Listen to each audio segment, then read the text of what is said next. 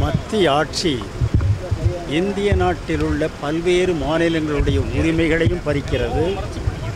அதிலே குறிப்பாக தமிழ்நாட்டை பொறுத்தவரையில் குறிவைத்து அதன் அடையாளங்கள் அனைத்தையும் அடிப்படை உரிமைகளையும் மிதித்து ஒழிப்பது என்றே தாக்குதலிலே ஈடுபட்டிருக்கிறது.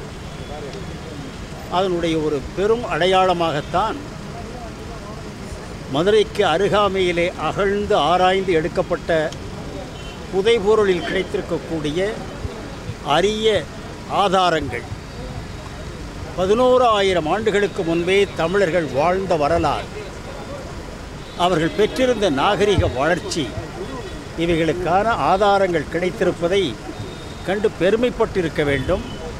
அதை மேலும் அகழ்ந்து ஆராய்ந்து முழுமையான தகவல்களை நாட்டு மக்களுக்கு தெரிவிப்பதற்கு நடவடிக்கை எடுத்திருக்க வேண்டும்.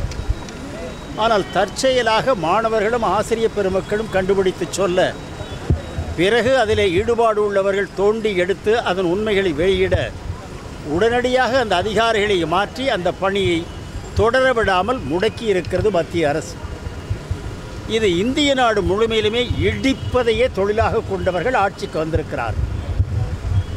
இதே தமிழ்நாட்டில் இந்த அகழ்வாராய்ச்சி மூலம் நம்முடைய தொன்மையான நாகரிகத்தை தொழில்துறை உட்பட எல்லா உலோகங்களையும் உருக்கி எடுத்து ஆபரணங்களாக ஆயுதங்களாக செய்யும் வளர்ச்சியையும் பெற்றிருந்தார்கள் என்பதற்கு ஆதாரம் அங்கே கிடைத்திருக்கிறது. இவைகள் அனைத்தையும் இழுத்து தெரியவிடக்கூடாது என்ற முறையிலே தான் இப்பொழுது அதில் பணியாற்றி வந்த ஆய்வாளர்களை வேறு இடங்களுக்கு மாற்றியிருக்கிறார்கள். இவ்வளவு அவசரமாக மாற்ற வேண்டிய அவசியமும் இல்லை. அந்த ஆராய்ச்சியை தொடராமல் முடக்க வேண்டிய தேவையும் இல்லை. இந்திய அரசியல் சட்டத்தையே ஒரு துணை சட்டமாக மாற்றிவிட்டு மனுஸ்மிருதியை இந்த நாட்டினுடைய அடிப்படை சட்டமாக இன்றைக்கு நிறைவேற்ற துடிக்கிறார்கள்.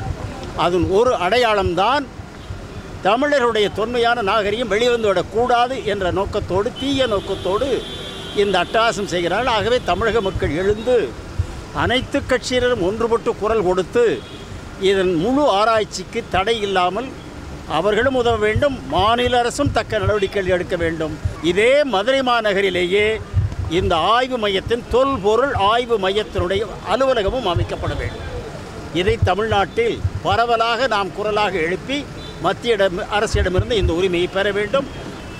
இந்தியாவிலேயே தொன்மையான நாகரிகத்திற்கு சொந்தக்காரர்கள் தமிழர்கள் என்பது நிலைநாட்டப்பட்ட கூடாது என்ற நோக்கத்துடன் இதை மறைப்பதற்கு அவர்கள் முயற்சி செய்கிறார்கள்.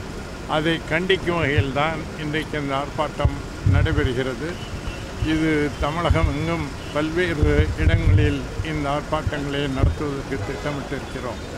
வைகைக்கரை நாகரிகம் என்பது நகர்ப்புற நாகரிகம். தமிழகத்தில் முதலாக அதற்கான தடயங்கள் கண்டுபிடிக்கப்பட்ட இடம். வைகை கரை நடிகிலும் 300க்கும் மேற்பட்ட இடங்களில் இந்த நாகரிக தடங்கள் புதையுண்டு கிடக்கின்றன என்று ஆய்வாளர்கள் சொல்லியிருக்கிறார்கள். ஆகவே இந்த ஆய்வினை தொடர்ந்து நடத்த வேண்டும்.